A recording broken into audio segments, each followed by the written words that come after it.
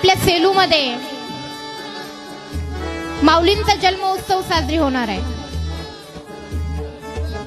त्या माऊलींच्या जन्मोत्सवामध्ये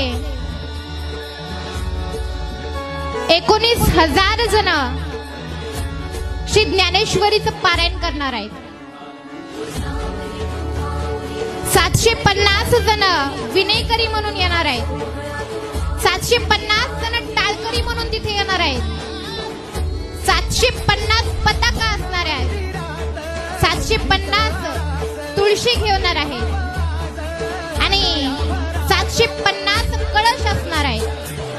750 फेट्यावाले असणार आहेत आणि माऊलींना प्रसाद म्हणून 750 पदार्थ करण्यात येणार आहे। हा कार्यक्रम खूप मोठा आहे। शिवाय